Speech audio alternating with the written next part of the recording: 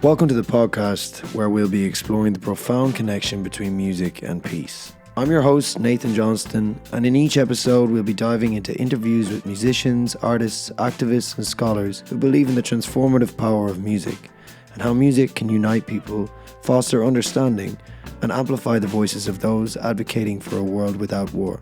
In our first episode, I sat down with Irish artist and songwriter Baz to discuss what we can do as musicians to not only promote peace, but help build bridges between people in places of conflict. Let's jump right in. All right, we are here with Baz, Dublin songwriter, artist and musician. Lovely to have you here, Baz. Thanks for coming along. Hi, Nate. Good to be here. Baz most recently has run a gig for Gaza in Dublin with a bunch of other musicians. Do you want to talk a little bit about why you did this and how it went? Sure. So myself, a band called Bashed, a band called Cruel Sister, and another band called Big Love, got together to essentially raise funds for a charity, which is the PCRF, the Palestine Children's Relief Fund. So all proceeds were donated directly to the PCRF. I think it was sort of the clearest option for us to go for in terms of a charity. The blameless children of Palestine were who we wanted to send some support to and raise some awareness for what's going on. I mean, but it's broadcasted into our phones on a daily basis.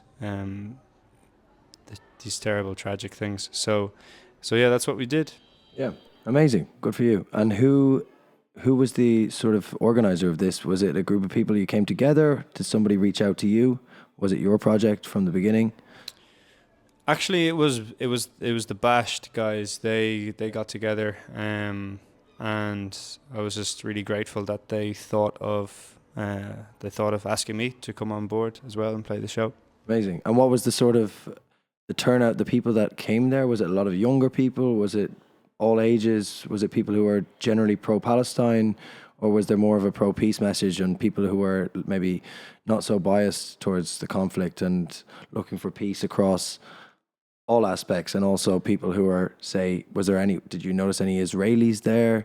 It seemed in general that there was most of the people there were probably supporters of the bands, and I would have said similar age groups then as well, like mid-20s probably, maybe even younger, and then obviously some older people.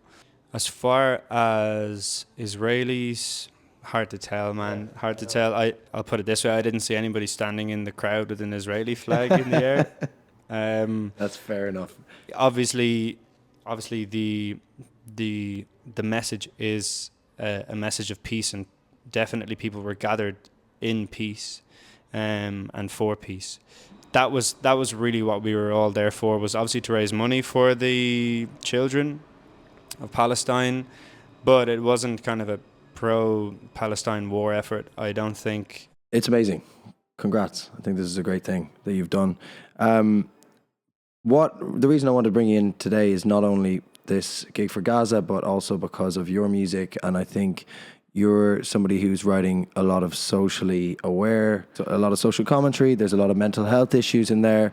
Do you have any protest songs? Or in Ireland, we're kind of well known for anti-war protest and rebellion songs throughout the years. You have got Sunday Bloody Sunday, songs such as Zombie from the Cranberries, I suppose, are the most identifiable tunes. But do you have, in particular, a favorite protest song of yours? And what sort of impact, if you do have one, what sort of impact has that had on you as an artist and a musician in your own songwriting process? Yeah, I do. I think as an artist, especially when you're sort of detached from the everyday reality of a conflict, so I mean, I don't know how far away we are exactly from the Gaza Strip, but these images, these messages get beamed in. It kind of, you kind of digest it, and then you sit down with your guitar or a pen and a piece of paper.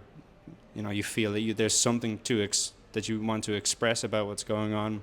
So there's almost some kind of duty to try and put something down on paper there's obviously anger because, you know, what you see is terrible injustice, and there's mixed emotions. But when I started writing about it, you know, a couple of clear ideas came, and some songs, and, you know, seeds of sort of tunes that I definitely felt were worth following up and finishing.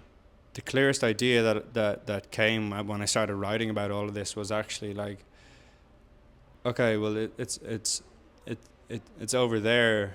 I guess I could get on a plane and I could join some kind of medical aid operation. I could raise funds, you know, all these types of things. And yeah, I've attended protests. You know, obviously we played that show. But the question that I actually ended up asking myself, Nate, when I was writing all this stuff was like, okay, but like, do I feed my local homeless people?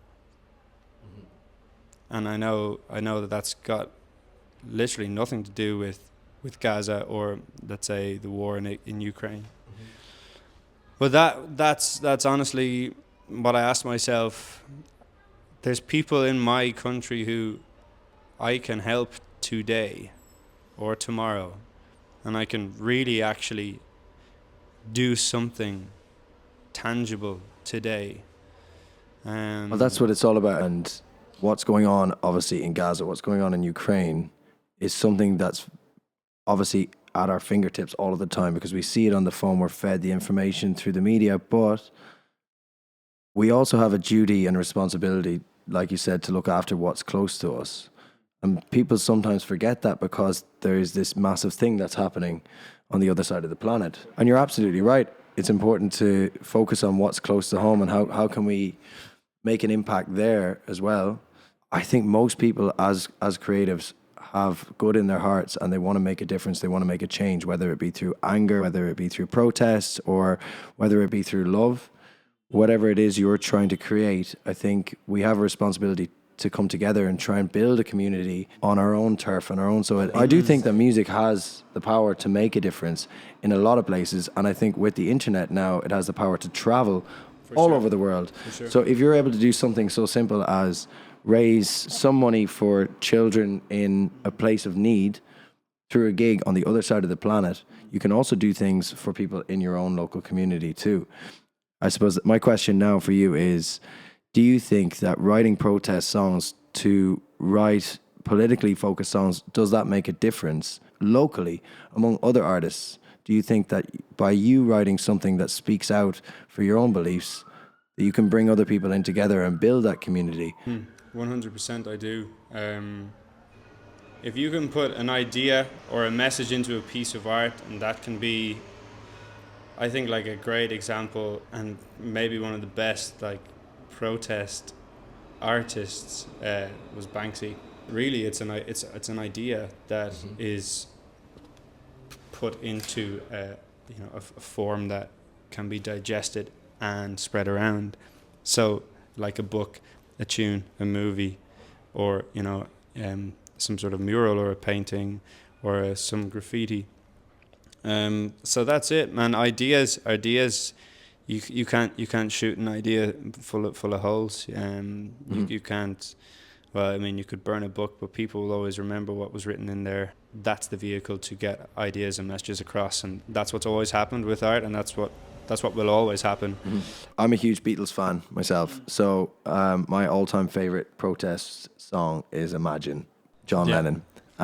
Great song. And it's a great song, and it is kind of a cheesy answer sometimes because it's the obvious choice, but it's a beautiful song. And it is sometimes a little bit conflicting to think of this as like a protest song, because it's like, who's John Lennon to say, stand up and do this for these people when he was wealthy and had all the means? But he did come from this working class background, and I think it doesn't really matter where you come from. It's just about trying to bring people together and say, we are one, we have the same voice. We all have a responsibility and a duty to society. There's loads of super wealthy people who are not virtuous at all. Absolutely. So I don't think wealth has anything to do with your virtue or what you can or can't talk about. And if for you, is there a song that stuck out for you that had an impact on you as a songwriter, or some protest song that you really love? Well, it can be as simple as you want. It can be Imagine by John Lennon. I think, well, I definitely think Sunday Bloody Sunday. Yeah. Definitely. Are you a big U2 fan? In the last few years, I've definitely grown to really appreciate them much more. Mm-hmm. I think, like, when you grow up listening to bands like that when you're a kid, I think, so like probably our dads played those records in the car when we were driving around as children. Sure. So I think those kind of artists, you kind of forget about them when you're in your teens because I know what that's about. But then, U2 definitely became something that I was much more aware of and into. And has it inspired your own music? Oh, 100%, yeah.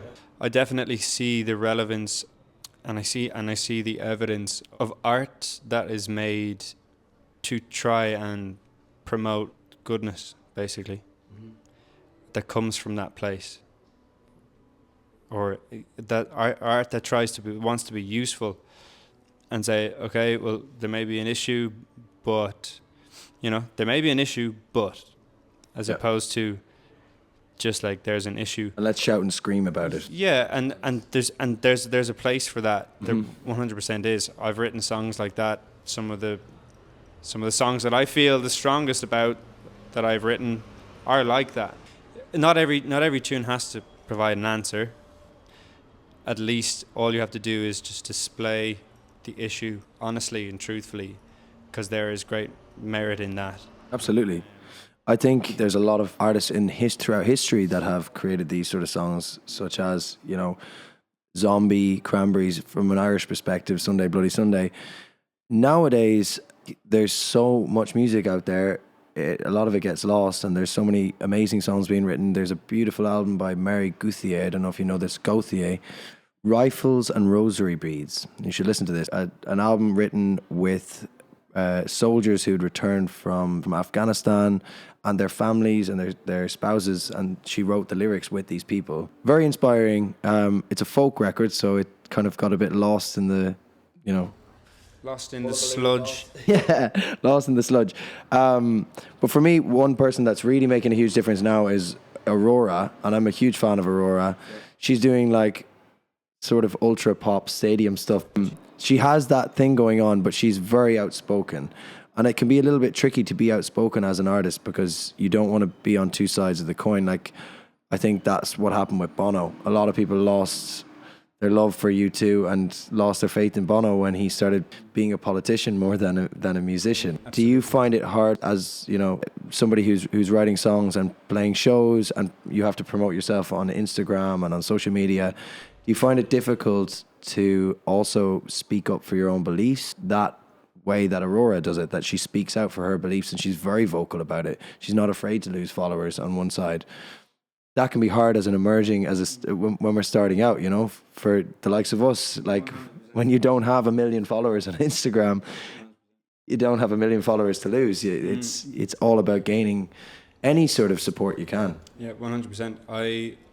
So when I got sober, 5 years ago, I had to try and come in touch with some power greater than myself. That's the way that it's done. In AA and the other fellowships. 12 steps, yeah. I've been to a couple of meetings myself, so. Really? Yeah. Nice. What did you think? I only went to step 11 meetings. Interesting. So that's a very different side of it, because it's more about... That's the prayer and meditation. It's more about the meditations. I was shocked, actually, how many young people were there, first of all. That was... I thought it was going to be like a lot of older people. Yeah. It was a lot of young people. The meditation was great, but it wasn't people complaining. I think that's what the 11th step is more about. It's not so much about complaining, it's about overcoming. And Absolutely. It's what you can do moving forward rather than what's happened in the past. So that's an interesting one to go to as an outsider. For sure. It's a safe place, man, to go. That's for sure. But I interrupted you, sorry. That's okay, dude. What I wanted to say through that was, I have strong Catholic beliefs, and it feels like it's just such a dirty word these days, especially amongst people my age. Yeah. And I don't have any issue with, nor do I feel I have the right to tell anybody what they should do with their lives and what they can or can't do, who they can or can't be. Not my business. I've got no interest. When it comes to my faith, it's about trying to be the best man that I can be, and for me that requires a spiritual effort as well. You know, you even said it yourself, there's loads of young people in those meetings, there's loads of young people who are struggling, and you know, going back to what I said about, I see the evidence of art that's made in the name of goodness. I also see, you know, it doesn't take much to look at something and kind of, okay, what's the message behind this? And this is like super popular music I'm talking about now. It's like, what's kind of the message underneath this? And really, I really don't see a lot of good stuff, man.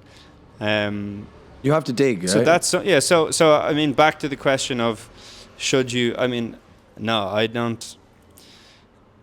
I'm always going to try not to hide who I am and what I believe in. Mm-hmm.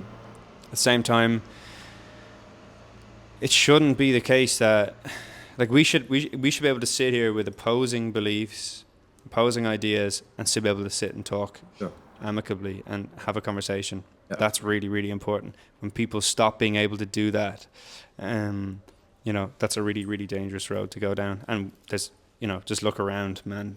You know, absolutely. That's the breakdown of communication is a really, really, really serious thing.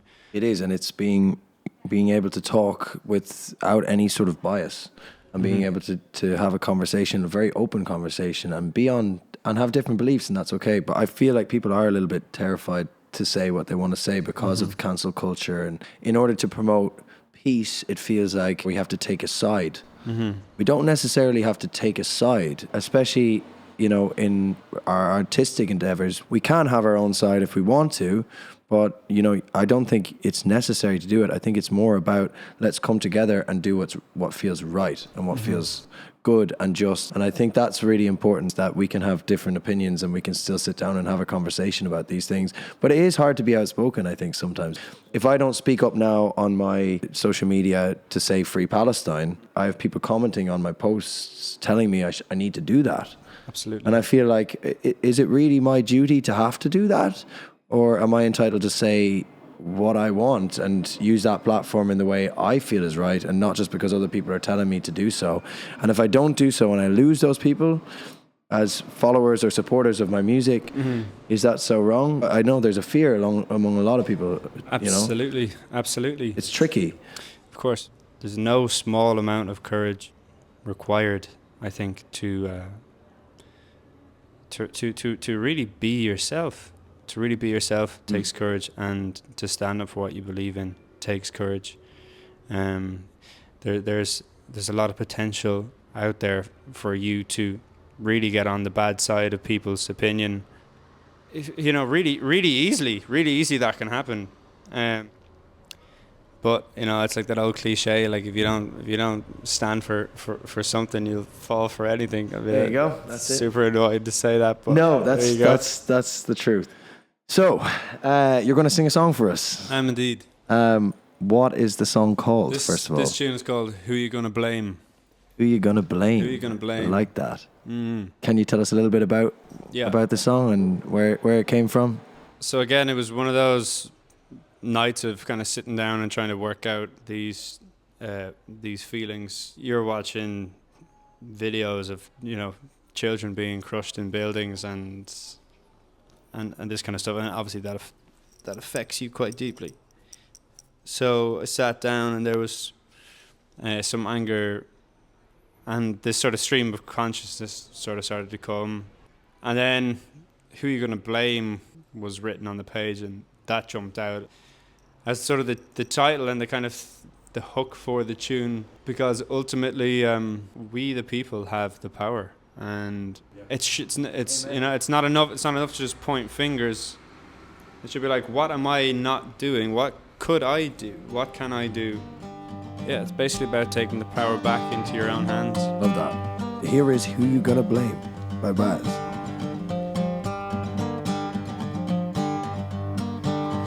day's gonna come when this metal world falls to the ground. The day's gonna come when we see we've had our trousers down.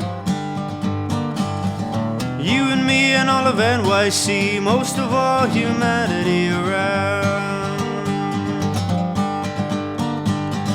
We are bought into a real bad deal, man.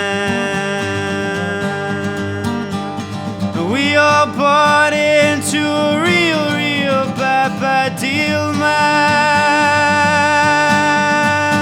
So who's there really now to blame? Who's there really now to blame? Who's there really now to blame? Who's there really now to blame? They'll try and tell you that there's some place you can't hide. Yeah, if you got the money for it, yeah, there's nothing money cannot buy. Oh, but you know that the rich will be sent away empty. Through it what you've lost, you know that through it you are sure to never find. There'll always be some greater need that you must satisfy. Because the day is gonna come when the dealer's at the door. The day's gonna come when the banker says no more. And the day's already arrived when the difference in the crime is the ones who are guilty go free while the others do the time. So who's there really now to blame? Who's there really now to blame? Who's there really now to blame? Who's there really now to blame?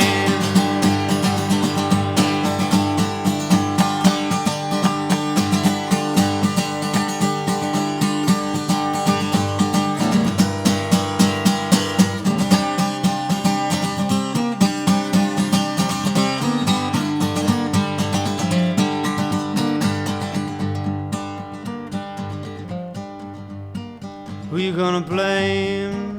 Who you gonna blame? Who you gonna blame? Who you gonna blame?